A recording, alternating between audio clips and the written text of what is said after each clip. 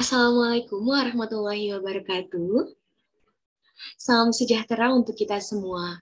Bagaimana kabarnya hari ini teman-teman? Semoga sehat semua ya.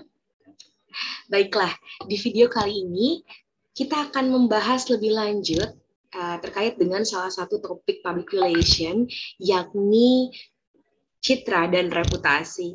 Nah, khususnya untuk hari ini gitu ya, kalau di pertemuan sebelumnya kita telah membahas terkait dengan personal branding atau citra diri kita sebagai seorang public relation, maka kali ini saya akan mengajak teman-teman untuk berkenalan dengan citra organisasi atau citra perusahaan. Nah, tentu saja citra perusahaan ini tidak akan lepas dengan citra diri kita sebagai seorang public relation. Bagaimana keterkaitannya? Yuk simak video berikut ini.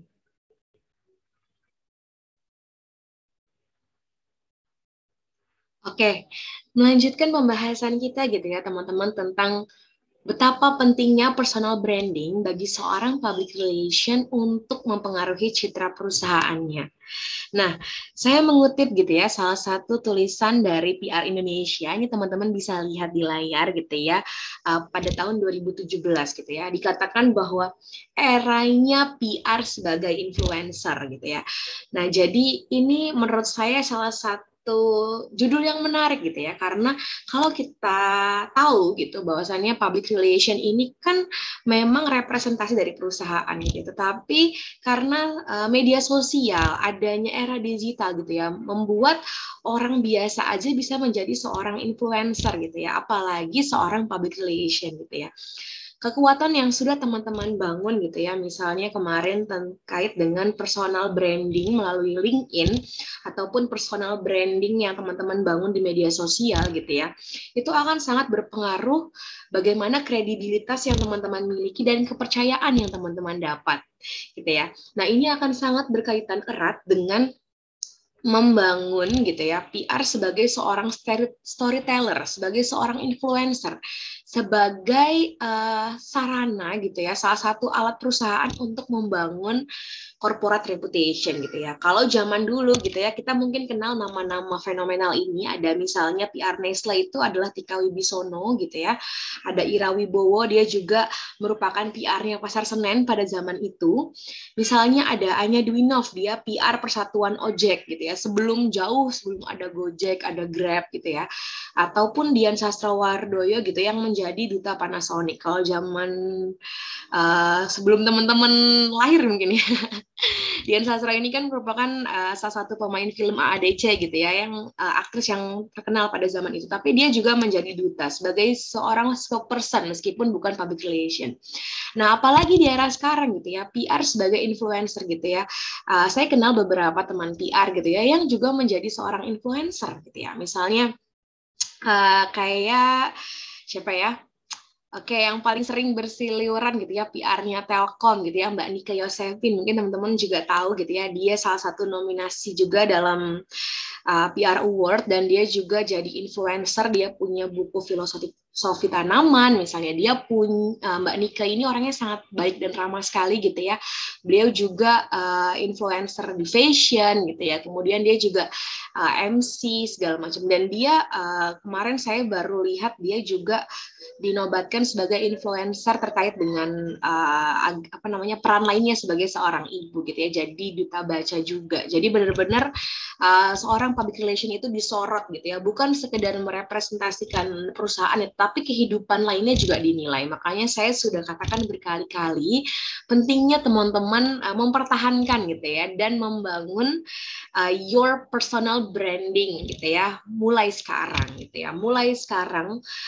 sehingga teman-teman bisa semakin yakin gitu ya untuk membangun kredibilitas teman-teman di masa depan. Meskipun nantinya teman-teman mungkin tidak menjadi seorang public relation gitu ya, tetapi saya rasa memiliki personal branding gitu ya, tidak menutup kemungkinan teman-teman akan menjadi seorang wirausahawan yang sukses misalnya, atau menjadi seorang karyawan yang sukses, atau sesuai dengan jati diri teman-teman gitu ya. Oke. Sudah tampil di layar ya bahwa ini adalah salah satu bagan gitu ya yang saya kutip dari sebuah buku gitu ya, Van Riel gitu ya, mengatakan bahwa corporate image in relation to corporate identity. Jadi perusahaan itu memiliki citra gitu ya, dan ini tidak akan lepas dengan identitas perusahaan tersebut gitu ya. Identitas perusahaan itu terbuat dari apa saja, teman-teman. Nah, di sini teman-teman bisa lihat gitu ya, dia saling beririsan seperti dua buah roda gitu ya. Nah, di sini ada behavior atau perilaku gitu ya, bagaimana perilaku program-program perusahaan tersebut. Nah, juga ada simbolism dan ada communication pastinya. Oke. Nah, apa saja kemudian yang membentuk corporate identity ini? Di sini ada terkait dengan simbol, communication dan behavior. Ini maksudnya simbol ini apa gitu ya. Jadi semua simbol yang merepresentasikan organisasi, misalnya seperti logo, tagline, itu sangat mempengaruhi bagaimana citra dan reputasi perusahaan tersebut gitu ya. Nah, personality manifest through this mix. Nah, tadi saya bilang bahwa sangat berperan gitu ya. Nah, di sini saya detailkan gitu ya, apa saja sih corporate identity, seperti produk gitu ya. Dari sebuah produk gitu ya, bukan hanya kita sebagai seorang PR yang menawarkan produk tersebut, tapi produk itu juga sangat menjadi representasi perusahaan. Misalnya perusahaan di food and beverage gitu ya, rasa makanan itu sangat memiliki harga yang mahal gitu ya untuk membangun citra perusahaan. Makanan ini enak atau tidak, basi atau tidak, tahan lama atau tidak, itu akan terkenang gitu ya di benak konsumen. Nah, produk misalnya kita ada di sebuah perusahaan kayu gitu ya, misalnya dia furniture gitu ya, maka kalian bisa lihat gitu ya, beberapa perusahaan-perusahaan besar yang memiliki furniture itu produknya benar-benar dijaga kualitasnya. Mereka biasanya juga memberikan gitu ya, seperti misalnya garansi ataupun produk tersebut dijelaskan dibuat dari bahan apa saja. Itu benar-benar digunakan untuk menjaga gitu ya, menjaga corporate identity yang membentuk corporate image. Nah, harga ini juga sebagai salah satu corporate identity yang membentuk corporate image. Ini misalnya tas mahal ataukah tas murah. Teman-teman bisa sangat membedakan gitu ya dari sekedar harga dan logo misalnya atau namanya. Bagaimana ketika teman-teman melihat tas Louis Vuitton gitu ya, atau tas yang lain gitu dibandingkan dengan tas yang biasa aja gitu ya. Atau di sini ada brosur, stationery gitu ya, ada visit card gitu ya. Seringkali misalkan teman-teman mulai magang gitu ya dan berkunjung ke suatu perusahaan, maka visit card-nya itu akan terkenang gitu. Apakah teman-teman bangga nggak sih ketika pegang visit card itu atau tidak gitu ya. Nah, itu yang akan menjadi bagian identitas dari corporate image. Nah, termasuk dengan bangunan. Kenapa sih kayak misalnya Google, dia bangun kantor yang benar-benar bagus gitu ya, sampai kemudian orang-orang tuh betah untuk main, tidur. Itu adalah citra perusahaannya yang memang memberikan ruang kebebasan dan kreativitas yang luar biasa gitu ya kepada para karyawannya. Begitu pula dengan seragam. Ada beberapa perusahaan yang mereka punya seragam gitu ya, misalkan kayak pegawai negeri sipil gitu ya, mereka menyamaratakan PNS itu punya seragam khusus, ada batik-batik tertentu, ada baju putih, ada dress code yang mereka pakai setiap harinya. Nah, ini juga menentukan citra mereka seperti apa sih. Mungkin di sebelum era Jokowi gitu ya, di instansi pemerintahan nggak banyak yang pakai baju putih, tapi saat ini gitu ya, rata-rata 2 hari dalam 1 minggu setidaknya ada baju putih ya. Ini sangat mencitrakan corporate identity yaitu Indonesia gitu ya, yang sedang dipimpin oleh Bapak Jokowi dengan kesederhanaannya gitu ya, dengan menggunakan baju putih tadi.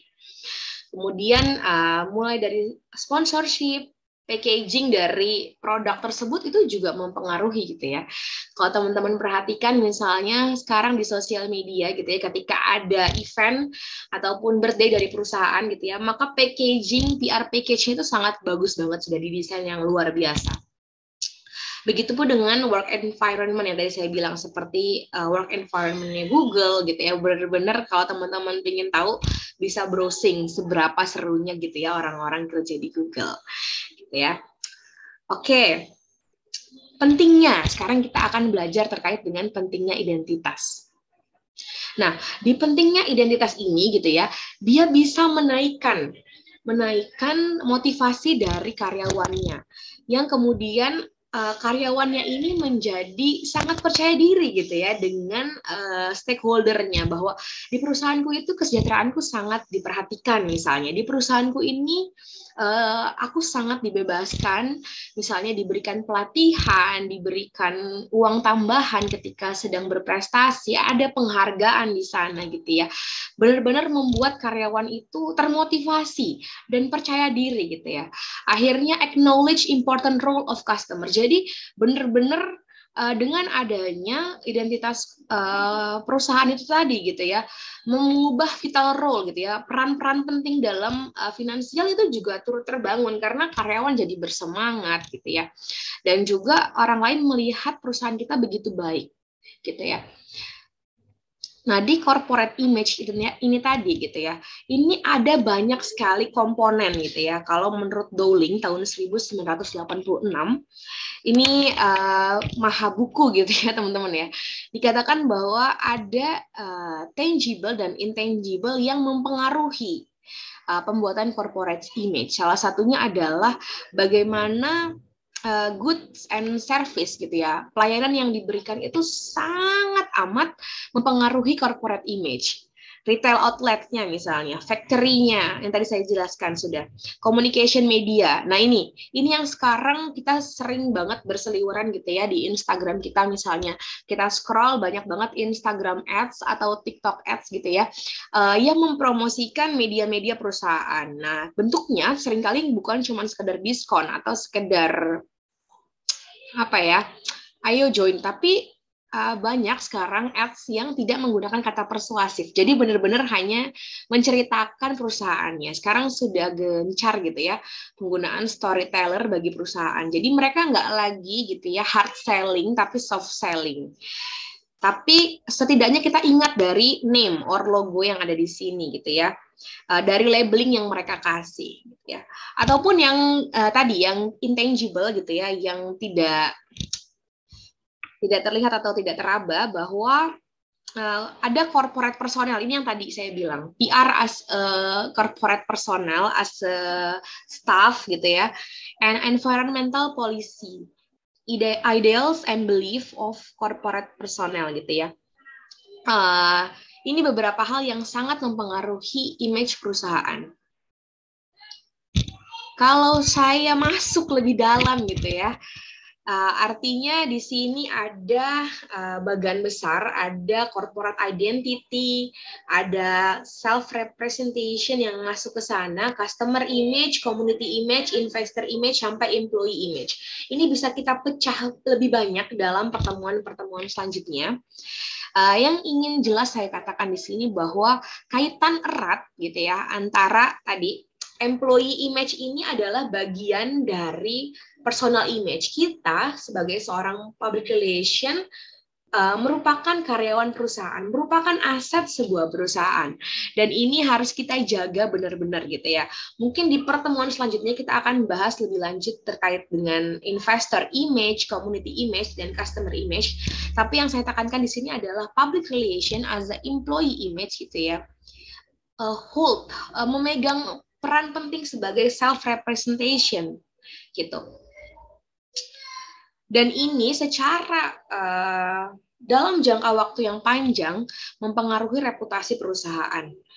Seperti salah satu quotes dari John Kay gitu ya, dia mengatakan bahwa foundation of corporate success gitu ya, reputation is the most important commercial mechanism for conveying information to consumer. Jadi it is distinctive capability that accrues competitive advantage to an organization. Jadi benar-benar perjalanan perusahaan itu sangat ditentukan dengan masing-masing karyawannya, dan reputasi itu tidak akan berjalan gitu ya langsung, tetapi year by year, tahun ke tahun.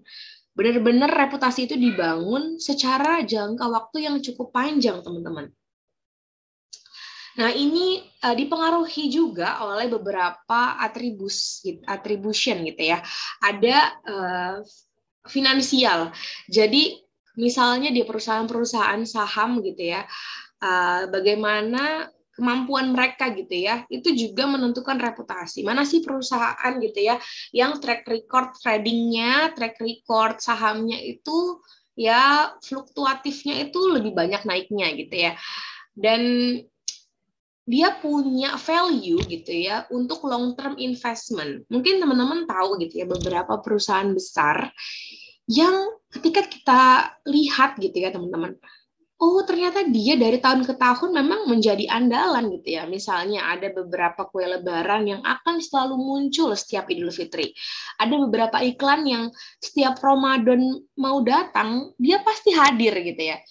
Nah, teman-teman boleh coba selidiki gitu ya, reputasi misalnya. Ketika teman-teman mandi aja deh, mandi pagi gitu ya. Sabun apa sih yang jadi kepercayaan keluarga teman-teman setiap harinya, dan bagaimana dia ditampakkan di media, maksudnya di televisi, di iklan-iklan. Apakah itu yang membuat kepercayaan teman-teman bertahun-tahun gitu ya terhadap reputasi produk tersebut. Ataupun juga use of corporate asset, innovativeness, quality of management. Jadi kualitas dari sebuah perusahaan itu dinilai dari banyak hal, termasuk bagaimana kemampuannya untuk attract, develop, and keep talented people. Ini saya cukup menarik gitu ya. Mungkin kalau teman-teman ingat gitu ya, banyak sekali produk rokok gitu ya, yang meskipun produk rokok ini dia selalu punya himbauan untuk ada 18 plus gitu ya. Tetapi mereka selalu memiliki program untuk keep talented people. Misalnya ada beberapa beasiswa dari produk rokok ini yang meskipun di satu sisi gitu ya, rokok ini dikatakan sebagai ya perusak generasi gitu ya. Tetapi salah satu CSR-nya justru dia banyak punya program untuk membangun generasi gitu ya, dengan beasiswa, dengan banyak program-program lainnya. Nah, ini akhirnya membangun reputasi perusahaan rokok tersebut dibanding dengan perusahaan rokok lainnya gitu ya. Meskipun setiap perusahaan pasti punya reputasi yang berbeda. Tetapi di sini quality of product, service, community, and environmental responsibility, tadi saya bilang ada CSR di sana, itu juga mempengaruhi reputasi yang dinilai banyak orang. Oke, produk ini memang udah dipercaya dari tahun ke tahun gitu ya, maka akan sulit bagi kompetitor untuk masuk dan kemudian mengambil gitu ya, kepercayaannya itu begitu saja. Oke, yang perlu kita pahami di sini bahwa reputasi itu terbentuk dari banyak hal. Nah, salah satunya gitu ya, ada manajemen, produk, etik, sampai finance. Ini kita bisa bahas lebih rinci, lebih lanjut gitu ya di pertemuan-pertemuan selanjutnya. Tetapi yang ingin saya sampaikan di pertemuan ini adalah corporate image gitu ya terbentuk paling kuat juga dari employee-nya. Ketika employee atau public relation atau mungkin bagian lain gitu ya yang memiliki personal branding yang baik, itu terus menjaga gitu ya kompetensinya, terus meningkatkan kompetensinya, terus beradu, berinovasi, maka dia akan menjadi perusahaan yang grow up gitu ya. Makanya kenapa startup menurut saya sekarang ini cepat sekali berkembangnya, karena dia sangat menjaga kesejahteraan karyawannya. Gaji di perusahaan startup itu benar-benar bikin mata berbinar-binar gitu ya, dibandingkan dengan mungkin perusahaan-perusahaan lain yang punya reputasi tinggi, tapi mereka berani menggaji karyawan jor-joran gitu ya, benar-benar berkali-kali lipat gitu ya. Tetapi misalkan banyak marketplace gitu ya, ataupun startup baru deh yang menggaji karyawannya luar biasa besar gitu ya, bahkan fresh graduate aja tuh bisa di atas standar yang lain gitu.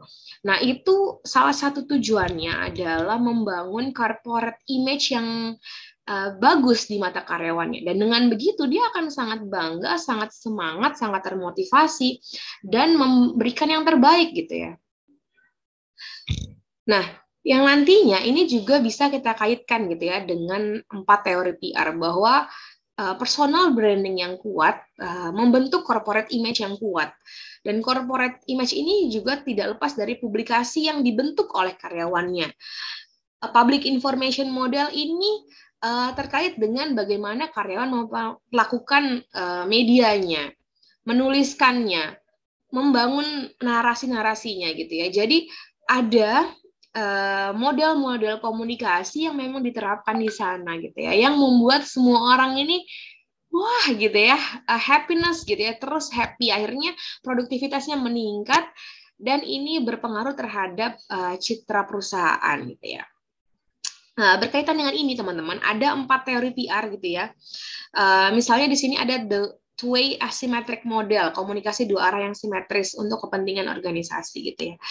Biasanya sih ini memang digunakan dalam perusahaan seperti the two-way symmetric model yang paling sempurna itu ya, misalnya ada feedback audience. Nah, ini nanti kita akan bahas di pertemuan selanjutnya. Yang saya tekankan di sini tadi tetap adalah bahwa citra perusahaan banyak berkaitan dengan personal branding gitu ya, employee image gitu. Dan nantinya ini akan berhubungan dengan teori-teori PR yang lain.